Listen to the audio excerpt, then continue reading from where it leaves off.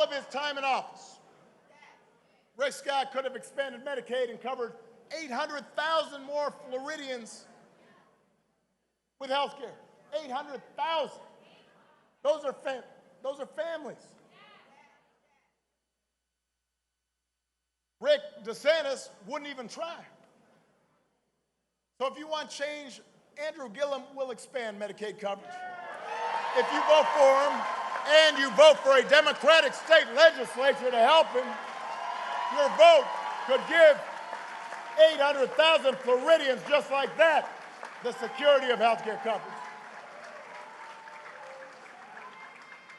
Democrats aren't going to let Republicans cut your pre-existing conditions protections. Democrats aren't going to let Republicans gut your Medicare to pay for their tax cuts. They're going to protect your care, period. But here's the main point I want to make, Florida. If Republicans thought their tax cut for billionaires was popular, they'd be campaigning on it, right? You don't hear a peep out of them. This was their main legislative accomplishment in Congress. They have not mentioned it in a single ad. If Republicans thought their endless votes to sabotage or take away your health care was popular, that's what they'd be campaigning on. You don't hear a peep from them about that. In fact, right at election time, suddenly Republicans are saying they're going to protect your pre-existing conditions when they've literally been doing the opposite. That's some kind of gall. That's some kind of chutzpah. Let's call it what it is. It's a lie. They're lying to you. A former Republican Congressman, David Jolly, just cast his vote. He voted for Andrew Gillum.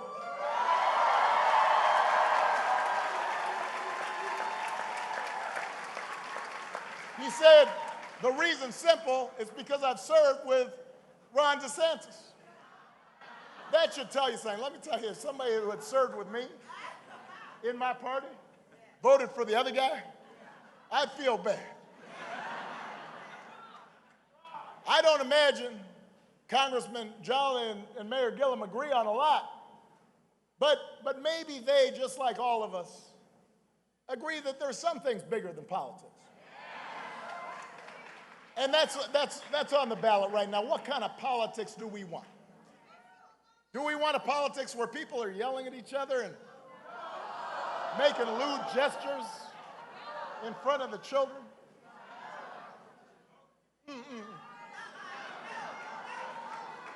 Can't do that in front of mamas. Look, throughout human history, politicians have made promises that turned out to be harder than they expected, and so they pump up the good things that they did. They downplay the stuff that didn't work out. They try to put a positive.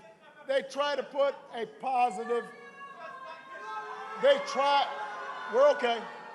They try to put a positive spin on things.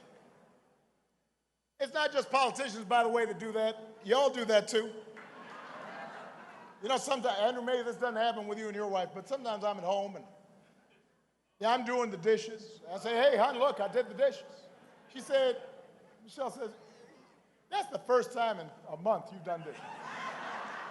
Don't brag about it. I'm putting a positive spin on things. Then she asked me, what'd you do wrong? Otherwise, you wouldn't be doing the dishes. We all try to put a positive spin on things. But what we have not seen the way we're seeing right now is politicians just blatantly, repeatedly, boldly, shamelessly lying, just making stuff up. That's what they're doing right now all the time. And by the way, it's not the first time. They do this every election cycle. Try to terrify folks. And then the election comes and problem suddenly magically vanishes. You never hear about it again. In 2010, they said that Bill and we were setting up death panels to kill your grandma. Remember that? In 2014, they said, Ebola's going to kill all of us. Shut the borders. In 2016, it was Hillary's emails. They were all wound up about that. And the mainstream press picked up on it. This is terrible. This is a breach of security. You know they don't care about that, because if they did, they'd be worrying about the current president talking on his cell phone while the Chinese are listening in. They didn't care about it. They said it to get folks angry and ginned up. Now in 2018, they're telling you the existential threat to America is a bunch of poor refugees 1,000 miles away. They're even taking our brave troops away from their families for a political stunt at the border. And the men and women of our military deserve better than that.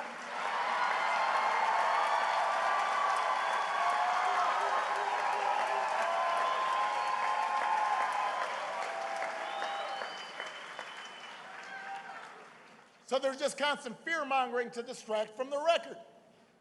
Now the administration suddenly says, we're doubling down on an outdated Cuba policy, which all that does is hurt families and entrepreneurs who are trying to open up the Cuban economy. We need to get back to policies that support the Cuban people, make their lives better. That's change. That's what Bill believes in. That's what Andrew believes in. The point is, Florida, they make stuff up, but here's also the problem is too often we fall for it. Too often we fall for the distraction. You know, y'all remember Peanuts, right? Maybe some of you too young. Charlie Brown and Lucy with the football. And she'd say, go ahead, I'm holding it, you can kick it. And Charlie Brown would say, okay, and then she'd pull the ball away and he'd fall on his back. But he kept on doing it every time. Don't be Charlie Brown. Don't fall for the okie doke. Don't be bamboozled. Don't be hoodwinked.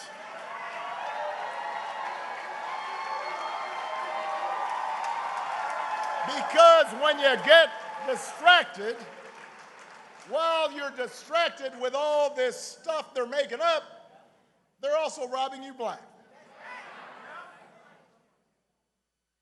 They'll be like, look over there. And then they're giving tax cuts to billionaires. Look over there. Then they're letting polluters poison your air and water. They will absolutely take health care away from millions the first chance they get while you are distracted with stuff that is not true. It's like the con where a door-to-door salesman says you need a security system while his buddy sneaks in the back and steals your stuff.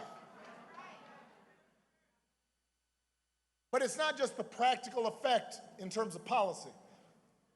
When words stop meaning anything, when truth doesn't matter, when people can just lie with abandon, democracy can't work.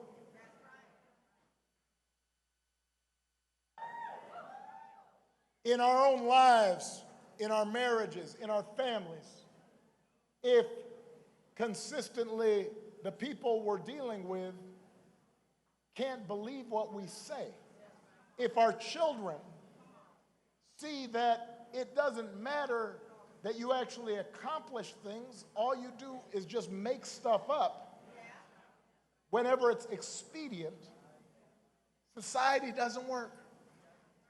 Democracy does not work. And that's what's happening at the highest levels. And the only check on that behavior is you.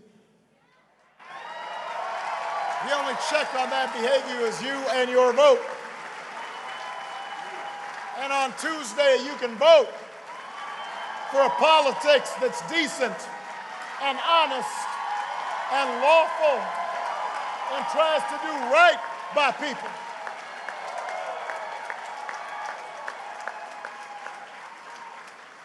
If you're a Democrat, you better be voting for Andrew Gillum and Bill Nelson and the whole ticket, if you're not a Democrat, you should still be voting for it. Because it shouldn't be Democratic or Republican to say we don't just lie with impunity. It shouldn't be Democratic or Republican to say we don't just punish our political opponents trying to use a justice system, that we don't threaten the freedom of the press because they say something we don't like. It shouldn't be Democratic or Republican to say we're not going to target certain groups based on what they look like or how they pray. It shouldn't be Democrat or Republican to know that climate change is real and threatens our futures and our kids' futures. And Florida is going to see some of the worst effects of climate change unless we change course right now. I know Republicans may think that government should only perform a few functions, but one of those functions should be taking care of folks after a hurricane in Puerto Rico.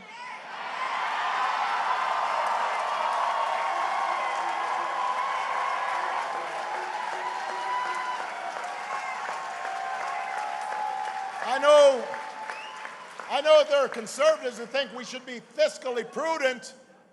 Well, there's nothing fiscally responsible about trillion-dollar deficits. I know there are sincere conservatives who are compassionate and must think there's nothing compassionate about ripping immigrant children from the arms of mothers at the border. I'm assuming that they recognize that a president doesn't get to decide on his own who's an American citizen and who's not.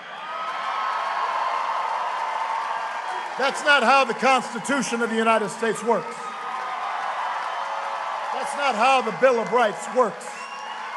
That's not how our democracy works.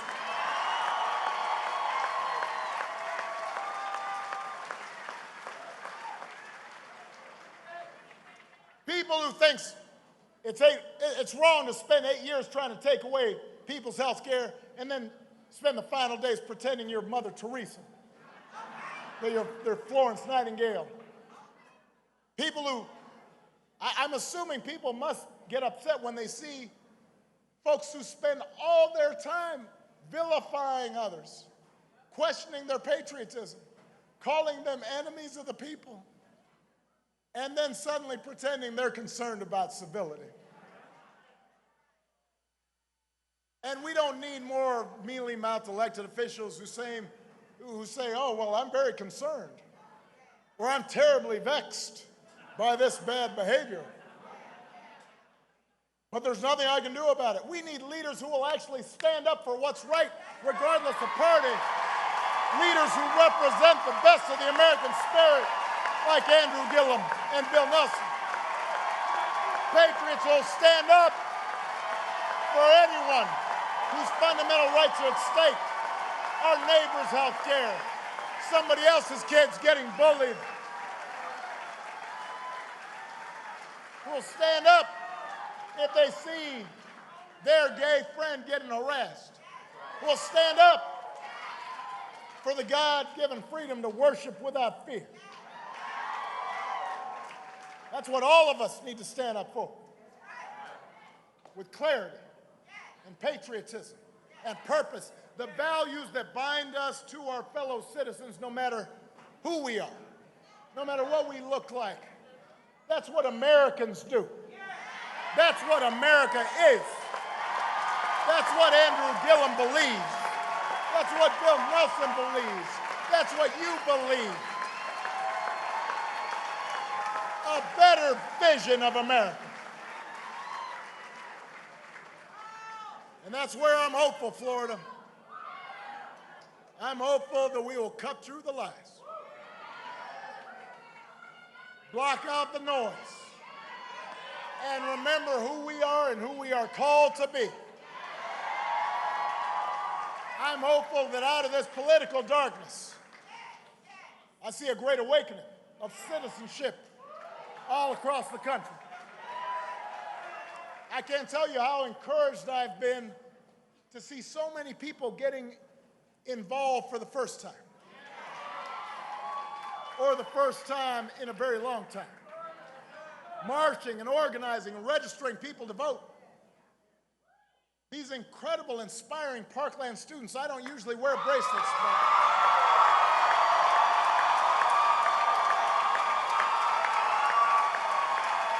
I saw some of the families backstage trying to transform unspeakable grief into a better world. Young veterans of Iraq and Afghanistan. Record numbers of women who are running for office. You know we need more women.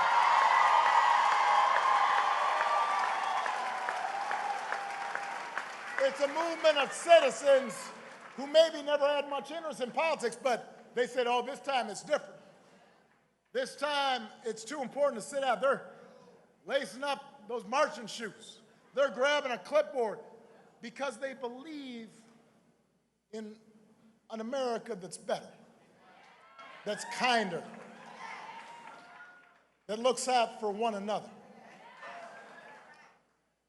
The antidote to government by the powerful few is government by the organized, energized many.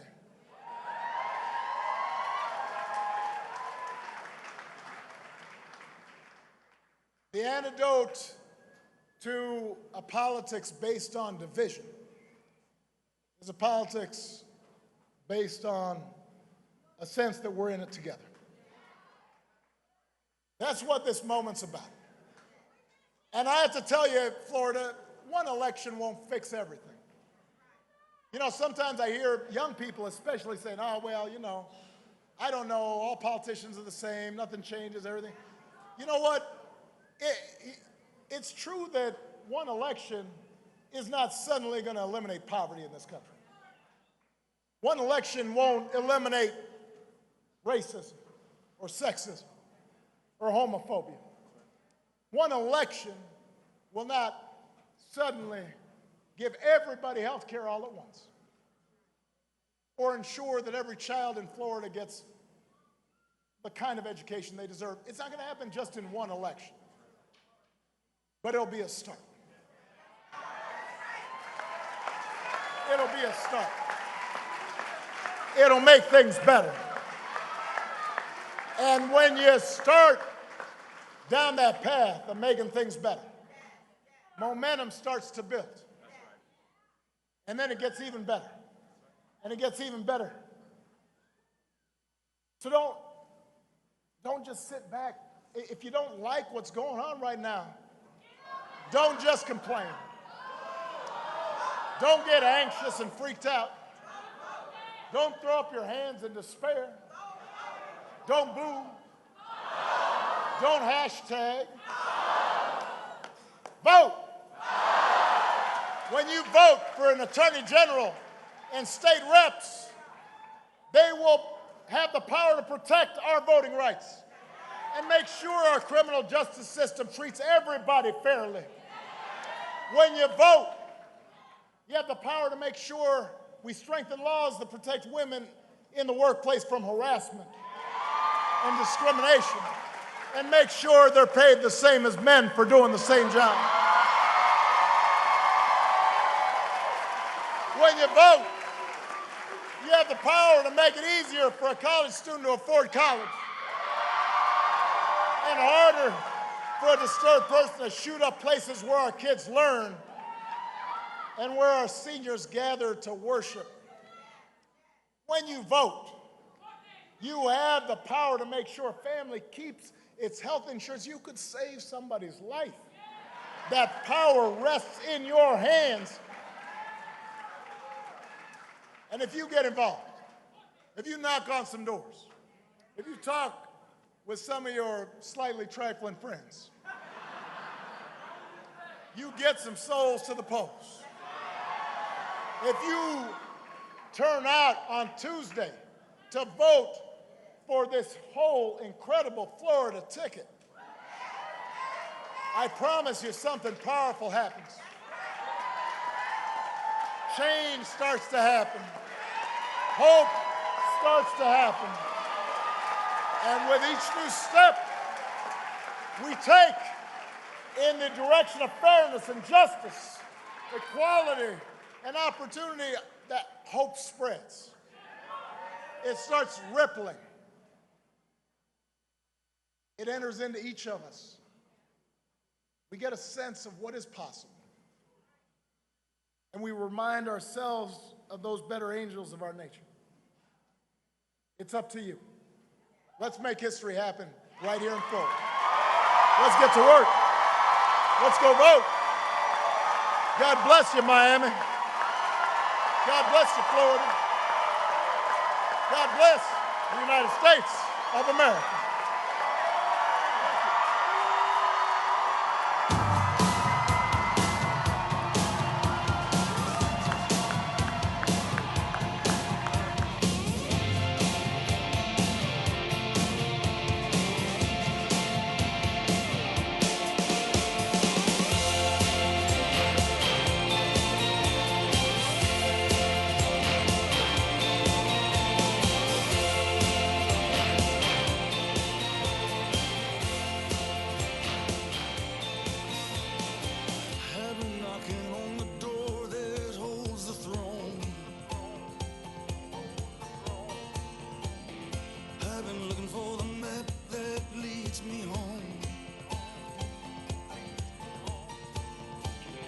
Stumbling on good hearts turned to stone.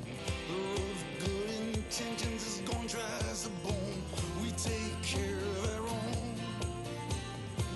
We take care of our own. Wherever this flag's flown, we take care of our own. From Chicago to New Orleans, from the muscle to the bone.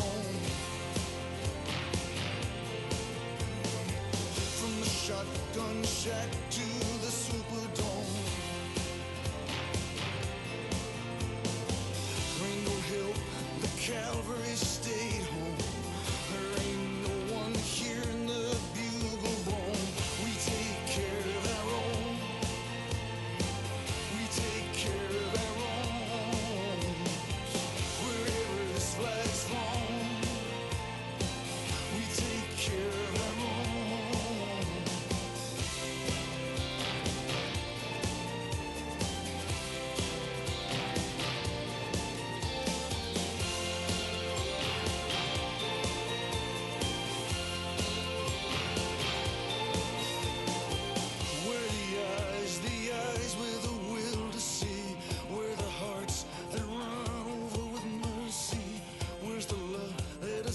Forsaken me. Where's the work that'll set my hands, my soul free? Where's the spirit that'll reign over me? Where's the promise from sea to shining sea? Where's the promise from sea to shining sea? Wherever this flag is flown, wherever this flag is flown, wherever this flag is flown, we take care of our own. We take care of our own. Wherever this flag's flown, we take care of our own. We take care of our own. We take care of our own. Wherever this flag's flown, we take care of our own.